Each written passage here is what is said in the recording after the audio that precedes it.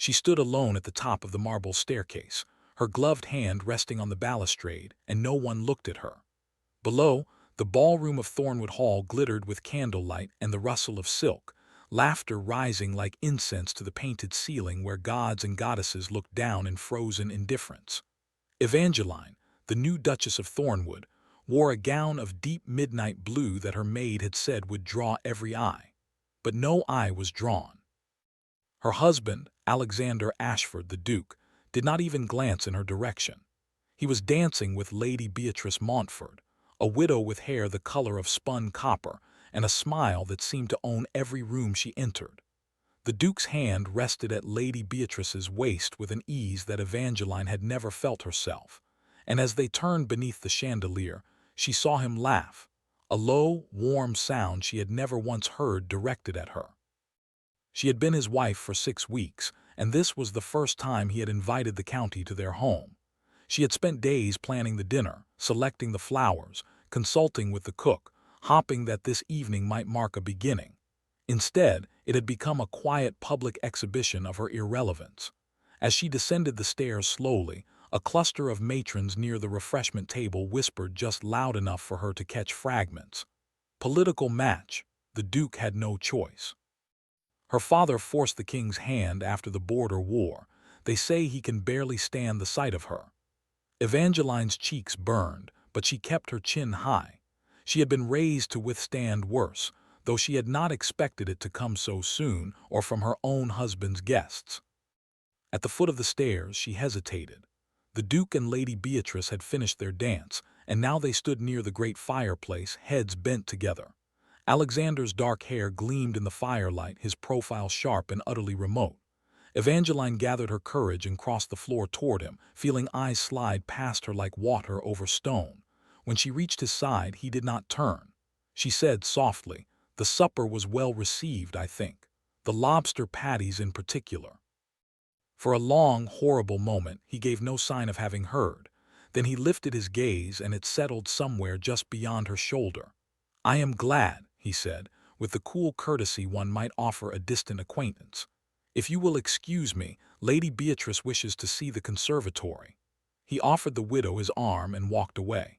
Evangeline stood motionless, the hum of the ballroom swelling around her like a tide she could not enter. The pain was not sharp, it was hollow, a slow collapse of something she had spent years building inside herself. Hope. She had not wanted this marriage either. She had been 19 when her father, the Earl of Harwood, summoned her to his study and informed her that she would wed the Duke of Thornwood to seal a treaty that would end the bloodshed along the northern border. She had wept, she had pleaded. Her father's face had been stone. "You will do your duty, Evangeline. The Duke is a hard man, but he is honorable. You will learn to manage." She had written Alexander a letter before the wedding, full of trembling sincerity. She told him she understood the strain of their situation, that she hoped they might find common ground, that she would do her best to be a good wife. He never replied. On their wedding day, he had spoken his vows in a voice like frost, and when he lifted her veil, his gray eyes held nothing but the reflection of her own anxious face. Yet in those first weeks she had tried. She had learned the names of every servant, had the kitchens prepare his favorite dishes, had left small posies of lavender on his desk because his steward mentioned he liked the scent. One rainy afternoon, she found him in the library and asked, with genuine curiosity, about the estate's history. For half an hour, he had unbent enough to speak of the Thornwood lands, the ancient oaks, the river that had defined his family for generations.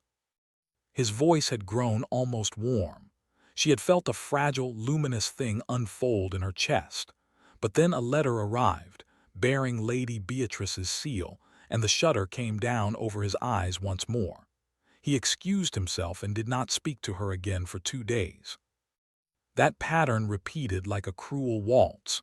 A moment of near connection, a flicker of something human in his gaze, then a withdrawal so complete it left her breathless. She began to feel like a ghost haunting her own life. The great house, with its endless corridors and silent galleries, became a beautiful cage. She woke each morning in her separate chamber, the sheets cold on his side of the bed. a bed he had never once shared for more than the necessary formality of proving the marriage's validity. And even then, he had been distant, perfunctory, leaving immediately after. She did not resent the absence of physical intimacy. She resented the absence of any recognition that she existed as more than a signature on a treaty. The turning point came on a Sunday in late autumn, 3 months after the wedding. Evangeline had dressed for church in a dove-gray gown, and as she descended the staircase, she heard voices in the entrance hall. Alexander stood with his steward, Mr. Finch. "The Duchess has been overseeing the accounts." Alexander's tone was clipped. "I did not ask her to do that." Mr. Finch hesitated. "Your Grace, she has been most diligent. Several errors from the previous quarter were corrected. The household expenses have decreased by 12%. A pause. Then Alexander said, "See that she does not overstep. The estate is not her concern." Evangeline's hand tightened on the banister. She turned and went back upstairs. She did not attend church that day. She sat at her window, watching the bare branches claw at a gray sky, and something inside her shifted. She would not beg for scraps of approval. She would not wither in silence. If she could not be a wife, she could at least be useful. The village of Thornwood Edge lay 2 miles from the hall, a cluster of stone cottages and muddy lanes where the border war had left its scars. Many of the men had been conscripted, some never returned. Evangeline began visiting with baskets of food, first accompanied by a maid, then alone. She learned the names of the widows, the children, the tenant farmers struggling to repair their fences before winter. She listened. She did not dispense charity with a lofty air. She sat on wooden stools in smoky kitchens and asked what they needed. Within a month, she had organized a subscription to replace the village's collapsing well. Within 2, she had converted an abandoned barn into a schoolroom and hired a gentle young woman from the next county to teach reading and arithmetic. The Duchess became a familiar figure on the muddy lanes, her cloak hemmed with dirt, her hands chapped from the cold, but her eyes brighter than they had ever been inside Thornwood Hall. The Duke noticed none of this at first. He was often in London or locked in his study with maps and reports. Lady Beatrice was a frequent guest, her laughter trailing through the corridors like perfume. When Alexander did encounter his wife, she was unfailingly polite, but she no longer lingered in doorways hopping for conversation. She no longer left lavender on his desk. She answered his rare questions directly, then excused herself. He would sometimes find her in the great hall, surrounded by estate tenants, her head bent over a ledger, a stray curl escaping her cap, and a part of him would pause. She was doing what a duchess should do, he supposed. It did not occur to him that she was doing it because she had nowhere else to put her heart.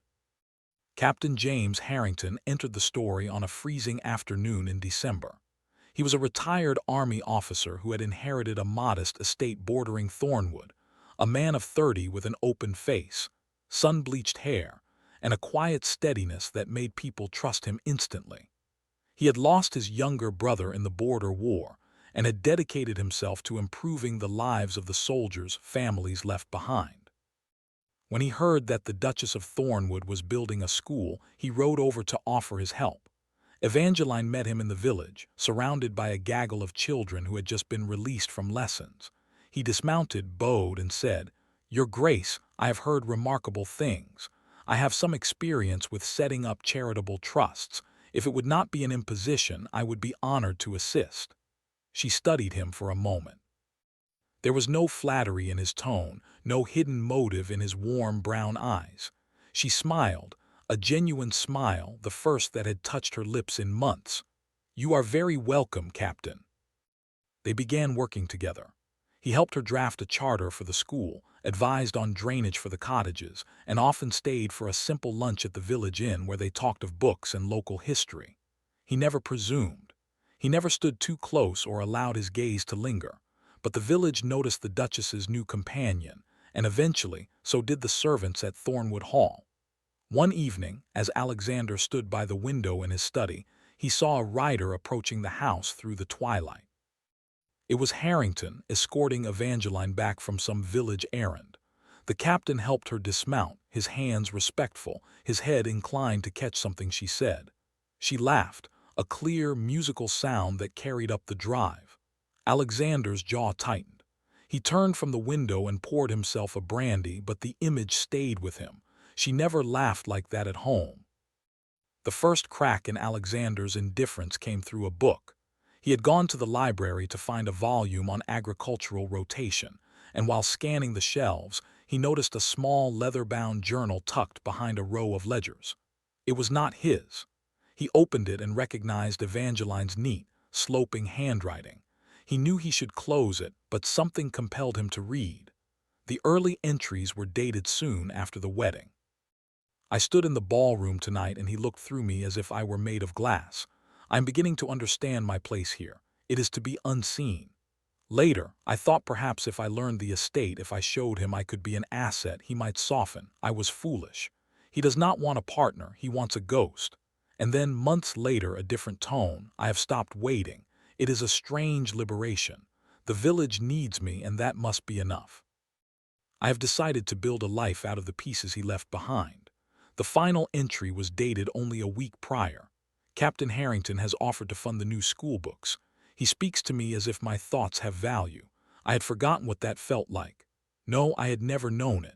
I am not in love with him, but his kindness is a balm. If Alexander ever reads this, and he never will, I want him to know I did love him. I loved him with all the quiet strength I possessed. But I cannot love a shadow. Alexander closed the journal and stood motionless, a strange tremor running through his chest. He had thought her cold, resigned, a nobleman's daughter playing at charity to fill her days. He had not understood that her silence was not indifference but a scar. He had wounded her so deeply that she had stopped hoping he might ever care, and somewhere in that revelation, a terrible question surfaced. Had he ever truly seen her at all? He returned the journal to its hiding place, but her words followed him for days, woven into every quiet moment. The revelation of her sacrifice came a week later, entirely by accident. Mr. Finch, the steward, was sorting through old correspondence in preparation for the new year. He found a sealed letter addressed to the Duke, crumpled at the bottom of a chest that had belonged to the late Earl of Harwood, Evangeline's father. It had never been sent, but its contents were damning. The Earl had written to a political ally, boasting of how he had compelled his daughter to accept the match by threatening to imprison her mother for debt. A vicious lie, but one that had terrified the girl. The letter also mentioned that Evangeline, upon learning of the Duke's wounded soldiers languishing in a prison camp after the war, had secretly petitioned the king herself to grant them clemency. She had used her first audience as Duchess to kneel before the throne and beg for the lives of men she did not know, men who had fought against her own country's forces, simply because they were Alexander's men. The king, moved by her plea, had agreed. Those soldiers had been released months ago, and Alexander had been told it was a diplomatic gesture from the crown. He had never known it was her. When Mr. Finch, pale-faced, brought him the letter, Alexander read it 3 times. His hands were shaking when he set it down. She had saved his men. She had endured a forced marriage to protect her mother. She had been a prisoner of duty just as surely as he had, but while he had retreated into cold resentment, she had poured herself into the welfare of everyone around her. He had blamed her for the chains they both wore, and all the while she had been quietly cutting those chains for others. He had been blind, and his blindness had broken something precious. That evening he sought her out. He found her in the small sitting room she had made her own, a fire crackling, a book open on her lap. She looked up when he entered, and for the first time he truly saw her face, not as the symbol of an unwanted treaty, but as a woman. She had a faint smudge of ink on her finger, her hair was escaping its pins, and there were shadows beneath her eyes that spoke of long hours spent on other people's problems. She was beautiful in a way he had never allowed himself to acknowledge. "Evangeline," he said, and his voice came out rougher than he intended. She closed her book slowly. "Your Grace," the formality stung. He stepped forward. "I owe you an apology that words cannot cover." Her brow furrowed, wary. He told her what he had found, the Earl's letter, the truth of her mother, the clemency. As he spoke, her face went through a series of emotions, shock, pain, and finally a guarded stillness. You read my father's letter. Yes. And now you know I was as much a pawn as you were. Yes. She rose and walked to the window, her back to him. Does it change anything, Alexander? You resented me for something I did not choose. Knowing the truth does not erase the months you made me feel like a piece of furniture. The quiet dignity in her voice cut deeper than any accusation. He wanted to cross the room, to fall on his knees, to tell her he would spend the rest of his life making amends.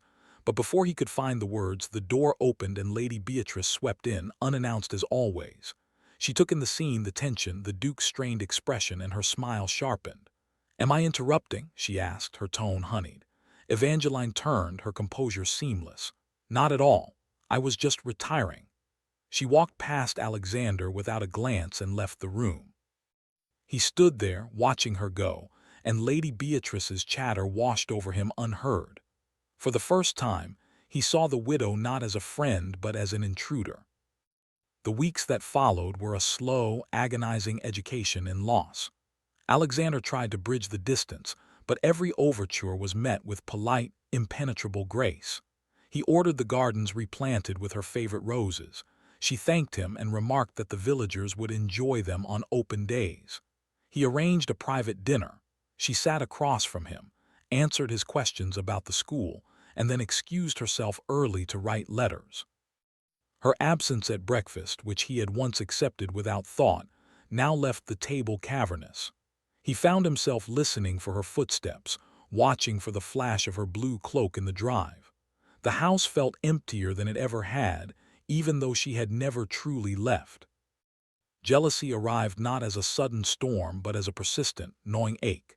He saw Captain Harrington at church, sitting in the Thornwood pew because Evangeline had invited him to discuss a new infirmary. He saw them walking together along the river path, heads bent in conversation, and he remembered the journal entry. "His kindness is a balm." The captain was everything Alexander had failed to be: present, patient, capable of offering warmth without condition. One afternoon, unable to bear it, Alexander mounted his horse and rode to the village. He found them outside the schoolhouse, Harrington showing Evangeline a sketch for an expansion. She was laughing, her face flushed with cold and happiness, and when Harrington looked at her, there was something in his eyes that was not mere friendship. Alexander's hands clenched on the reins. He called her name and she turned, the laughter dying on her lips. "I need to speak with you," he said, his tone too sharp. Harrington glanced between them, then bowed. "I will take my leave, Your Grace." He touched Evangeline's hand briefly and walked away. The ensuing conversation was a disaster. Alexander accused her of impropriety, of spending too much time with a man who was clearly more than a benefactor. Evangeline's eyes widened, then hardened. "Captain Harrington has shown me more respect in a fortnight than you have in 6 months," she said, her voice low and steady. "He has never made me feel invisible. He has never treated my presence as a burden. If you wish to blame someone for my seeking companionship elsewhere, look in a mirror." She turned and walked back toward the village, leaving him rooted to the muddy lane. He had no defense. She was right. Lady Beatrice, ever the opportunist, sensed the fissure and pressed her advantage. She began spreading delicate, poisonous whispers at county gatherings, how the Duchess was seen alone with a bachelor, how the Duke was too noble to complain, how political marriage was bound to invite such scandals. The rumors reached London society, twisting and growing. Evangeline heard them from her maid, who had heard them from a footman. She said nothing to Alexander, but the knowledge settled into her bones like a chill.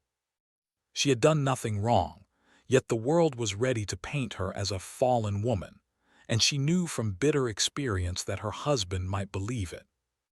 The confrontation came at a dinner party hosted by a neighboring viscount.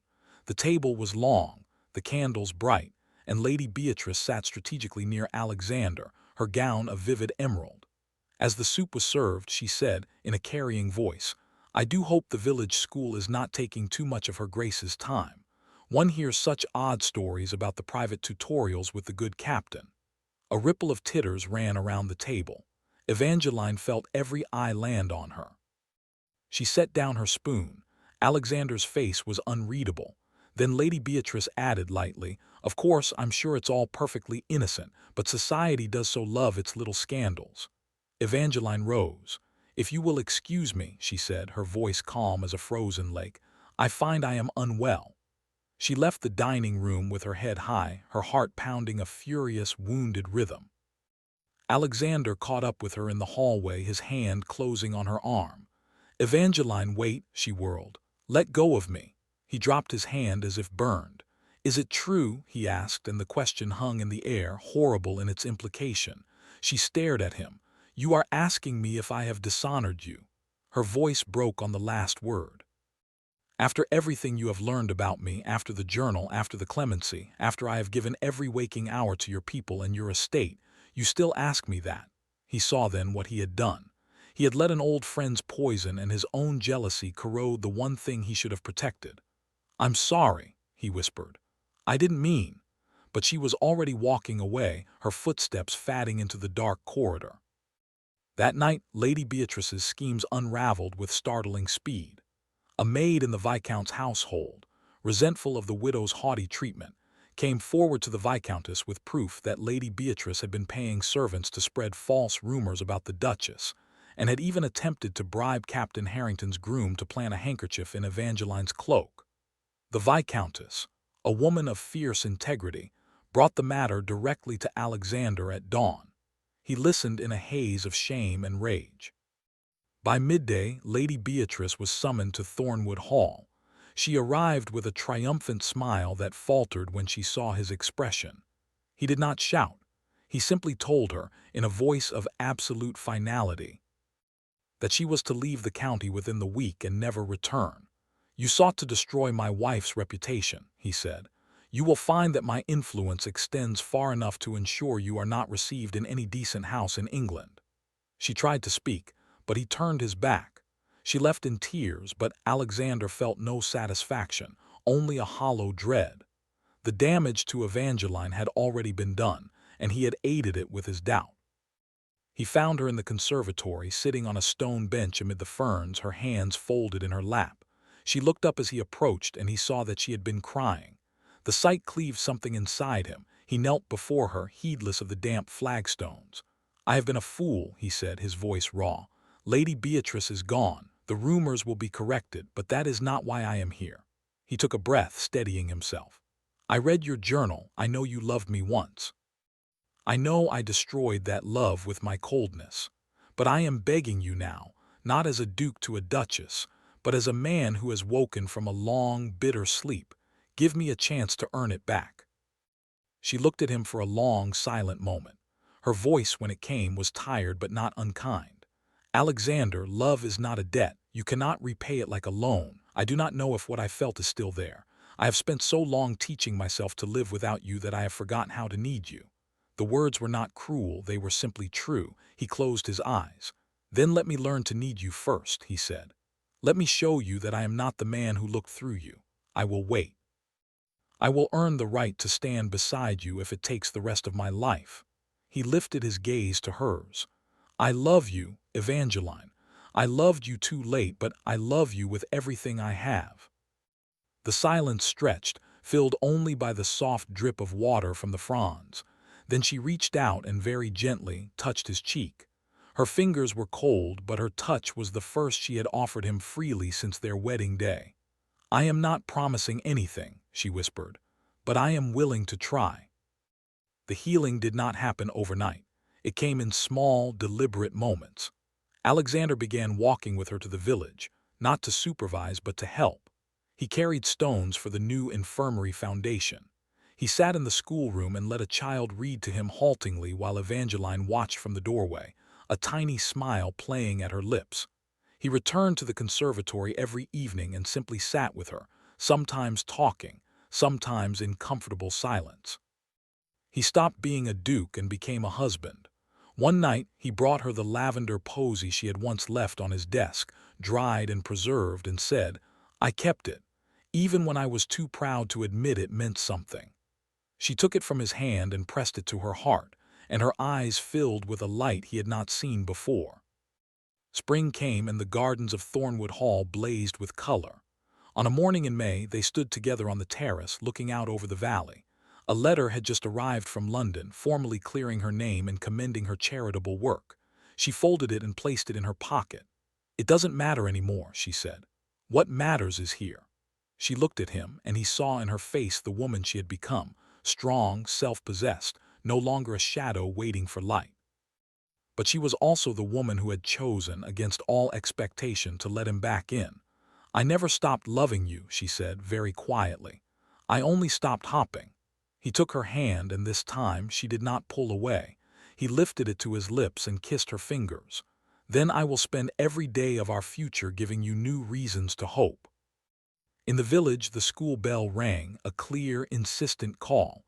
The sound drifted up the hill, and Evangeline smiled, a real, full smile that reached her eyes. "We should go. The children are expecting a story from the Duke." He laughed, a sound that no longer felt foreign, and offered her his arm. Together, they walked down the path, the lavender blooming along the borders, and the distance between them closed at last, not with a dramatic declaration, but with the quiet, steady rhythm of two hearts learning to beat in unison. And in the end, that was enough. It was more than enough. It was everything.